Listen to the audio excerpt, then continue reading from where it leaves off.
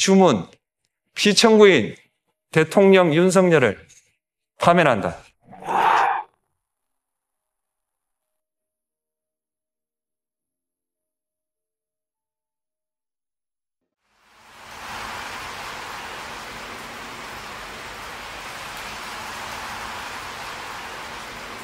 대한민국 민주주의의 위대함은 헌법이라고 하는 그 자체에 있는 게 아니라, 제도에 있는 게 아니라 그 제도를 가지고 사는 우리 국민 스스로의 위대함이죠. 억압을 하면 포기하고 좌절하고 굴복하는 게 아니라 결국 그걸 이겨내요. 역사에서 그렇게 보여졌던 거죠. 정말 진정한 의미의 민주적 국가를 훼손하려는 그들의 시도에 대해서 끊임없이 저항해 왔어요. 이번에도 저항한 거죠.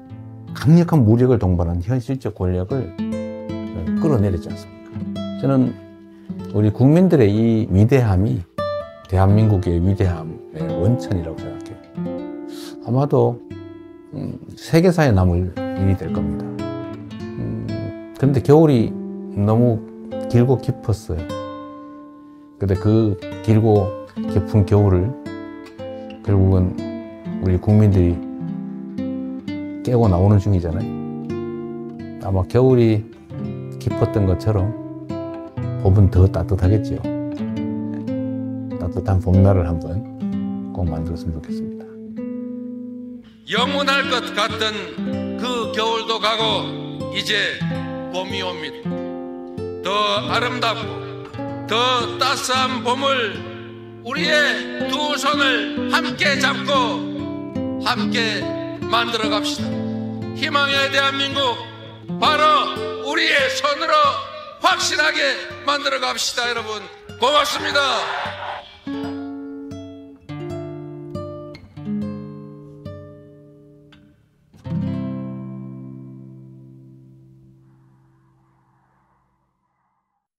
대립 갈등이 지금 아주 크죠.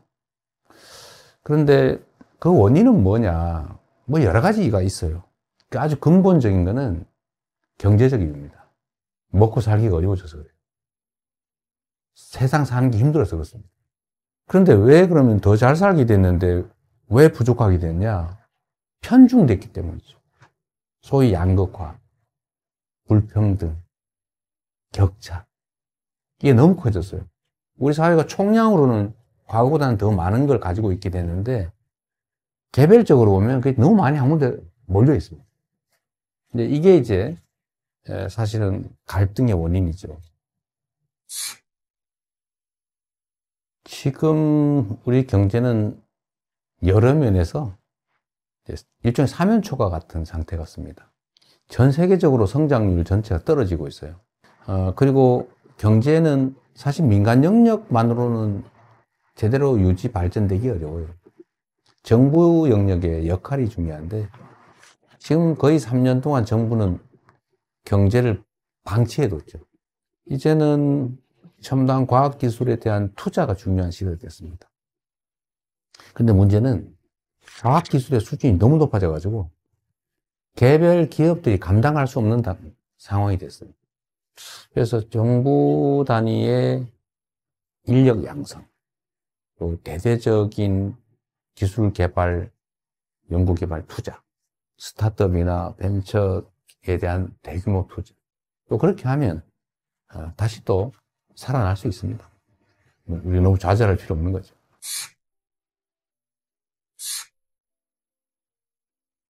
먹고 사는 문제가 가장 중요하다. 이거는 사실은 매우 기능적이고 물질적인 거예요.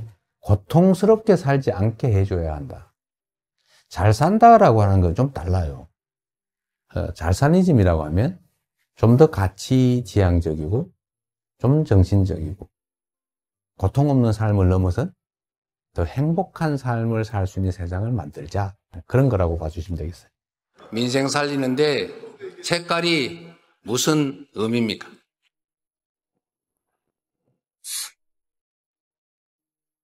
정치라고 하는 것은 현장이죠.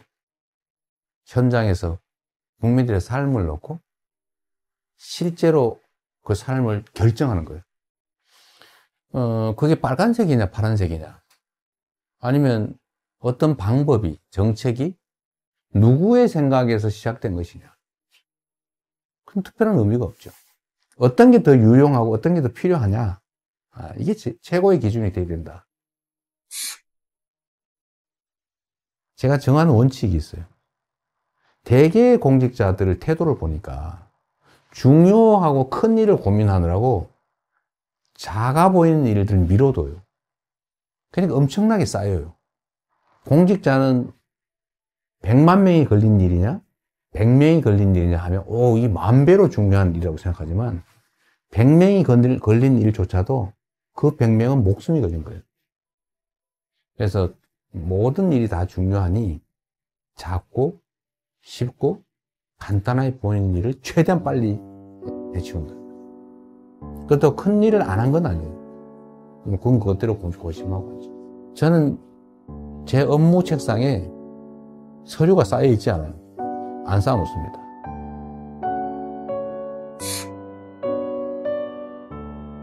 재난이나 아니면 사회적 위기 때 피해를 입는 것은 힘겹고 못 살고 어려운 사람 순이에요. 사실 그 사회의 문화의 수준이랄까, 그 사회에 대한 평가는 약자들에 대해서 얼마나 많이 관심 갖고 지원하느냐에 달려 있어요. 생명 안전을 유지해야 그 다음 단계, 더 나은 삶, 행복한 삶을 꿈꿀 수 있어요.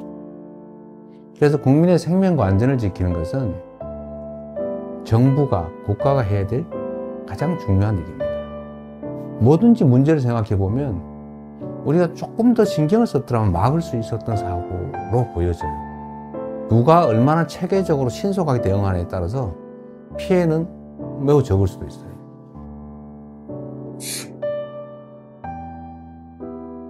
현실적으로 보면 우리가 한미동맹 매우 중요하고 또 한미일 협력관계도 매우 중요하죠. 그 속에 일관되는 원칙은 대한민국의 국익이 최우선이다. 거기에 따라 판단하면 되겠죠. 경쟁할 영역은 경쟁하고 협력할 영역은 협력하고 또 서로 갈등할 영역은 잘 조정하는 거죠. 특히 이제는 국가 간 경쟁이 사실 기업 간 경쟁과 거의 같아졌습니다. 그래서 기업과 정부의 역할 분담, 협력이 정말로 중요해요. 특히 국제 경쟁에서는 반드시 필요한 부분입니다.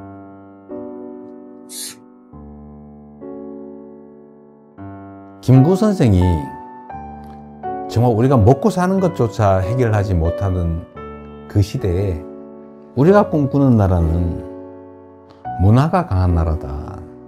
문화강국 얘기를 하셨어요.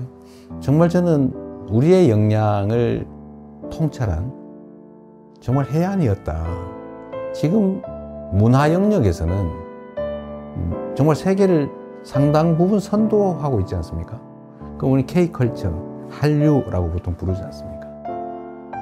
근데 여기에 더해서 이제는 K민주주의, 아마 이번 2번에 걸친 촛불혁명, 빛의 혁명을 통해서 무혈의 평화혁명으로 현실 권력을 끌어내리는 세계사에 없는 이런 일들이 민주주의의 이름으로 이루어졌지 않습니까? 정말 위대한 민주주의의 힘을 보여준 거죠. 대한민국이 세계를 선도하는 여러 영역들이 있다고 봐요. 저는 이런 것들을 K 이니셔티브라고 좀 통칭하고 싶습니다. 우리가 비록 규모는 적지만 소프트 파워 측면에서는 세계를 여러 영역에서 선도할 수 있겠다는 생각이 들어요. 그런 나라 한번 꼭 만들어 보고 싶어요.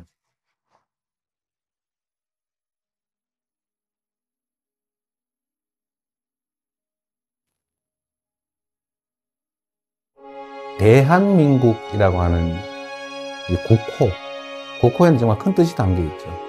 민국, 국민의 나라, 민중의 나라. 이 민자는 백성이죠, 백성. 흰옷 입은 사람, 평범한 사람. 이 평범한 사람들의 나라. 작지만 큰 나라. 많은 사람이 희망을 가지고 행복한 삶을 꿈꾸는 그런 세상이 봄나라 아니겠어요? 진짜 대한민국을 만들고 싶습니다. 그냥 이름만 있는 대한민국이 아니라 진짜 대한민국.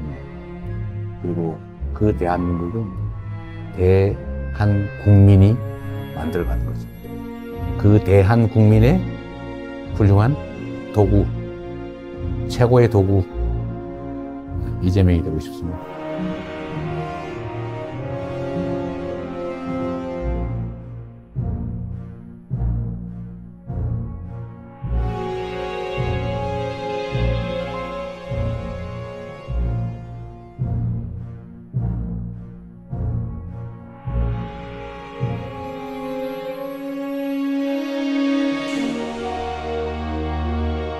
민주공화국 대한민국을 함께 만들어 갑시다. 여러분 고맙습니다.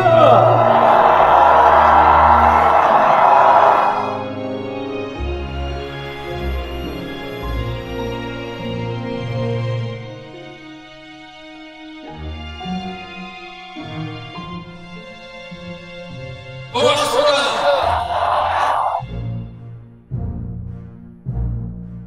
진짜 대한민국을 만들기 위해 대통령 선거에 출마합니다.